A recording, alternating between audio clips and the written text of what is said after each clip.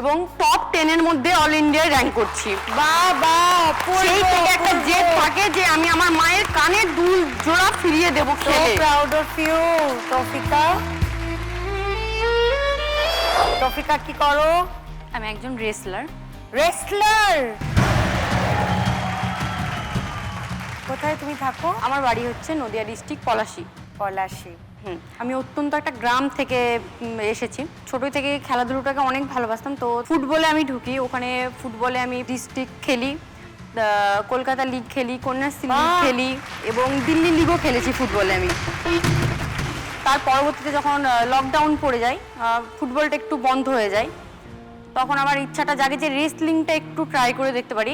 ডিস্ট্রিক্টও খেলি আমি, ডিস্ট্রিক্টে যখন চ্যাম্পিয়ন হয় তখনও আমার বাবা জানতো না, বাড়িতে শুধু আমার মা জানতো। ডিস্ট্রিক্ট চ্যাম্পিয়ন হয়েছিলে? হ্যাঁ।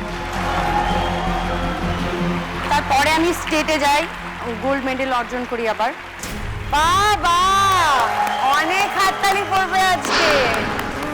তখন যখন আমি ন্যাশনালে চান্স পাই, তখন আমার মধ্যে একটা ভয় কাজ করছিল যে আমি ন্যাশনালে যাবো কি করে, যে মানে খেলতে গেলে একটা খরচা লাগে, বাট আমার ফ্যামিলিটা এতটাই দুর্বল, সেটা দেওয়ার মতো সামর্থ্য ছিল না। তখন দিদি আমার মায়ের একজোড়া শেষ সম্বল কানের দুলটা বিক্রি করে দেয়, তারপর আমাকে পাঠায়। তখন থেকে আমার আরো যে করেই হোক আমাকে ভালো খেলে, এবং আমি ন্যাশনালে এখন বর্তমানে ন্যাশনাল খেলছি, 5 বার ন্যাশনাল খেলেছি এবং টপ 10 এর মধ্যে অল ইন্ডিয়ায় র্যাঙ্ক করছি। বাবা, সেই থেকে একটা জেদ থাকে যে আমি আমার মায়ের কানের দুল জোড়া ফিরিয়ে দেবো খেলে। Proud of you Tofika.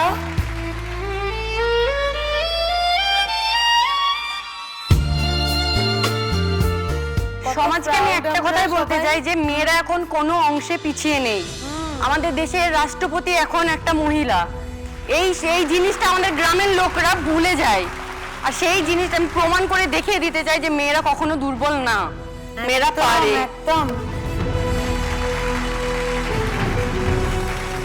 মেয়েরা পারে, তুমিও পারবে। একদম মন শক্ত করে এগিয়ে যাও। হ্যাঁ, এটাই আমার প্ল্যান আছে যে আমি আমার দেশকে রিপ্রেজেন্ট করব। বাহ। স্যার একটা নিজস্ব একাডেমি নিজের টাকা দিয়ে, স্যার এখনো নিজের বাড়ি করেনি, কিন্তু আমাদের জন্য, আমাদের কথা ভেবে একটা একাডেমি খুলেছে যে গরিব বাচ্চারা ফ্রিতে সেখানে প্র্যাকটিস করবে। আপনাদের মতন টিচাররা, কোচেরা যতদিন থাকবে ততদিন আমরা কিন্তু এরকম তৌফিকাদের খুঁজে পাবো। হ্যাঁ, এবং যারা গিয়ে আমাদের স্টেটের নাম, আমাদের দেশের নাম উজ্জ্বল করবে। আমি নিজে একজন খেলোয়াড়, সুদর্শন বালা আমার নাম। আমি নিজে খেলাধুলার থেকেই চাকরি পেয়েছি, নিজের জায়গায় ঘরবাড়ি করে নিজস্ব সেন্টার করেছি। আমি আশা রেখেছি যে আমার মতন আরও অনেক সুদর্শন বালা, অনেক তৌফিকা, অনেক খেলোয়াড় তৈরি হোক। এই মুহূর্তে কলকাতা পুলিশের টিমে, বেঙ্গল পুলিশের টিমে, এয়ারফোর্সে, নেভিতে, বিভিন্ন দপ্তরে আমার ছাত্ররা চাকরি করছে। আপনারই হাতে দাঁড়িয়ে আছে, আপনারই পাশে তৌফিকা খাতুন, স্কুল গেমের আন্ডার-19-এ হরিয়ানা পানিপথের ন্যাশনালে গেছিল কোচ হিসাবে। So proud of you.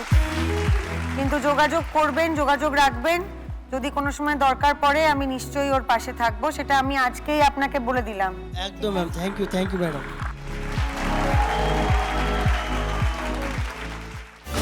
Number 1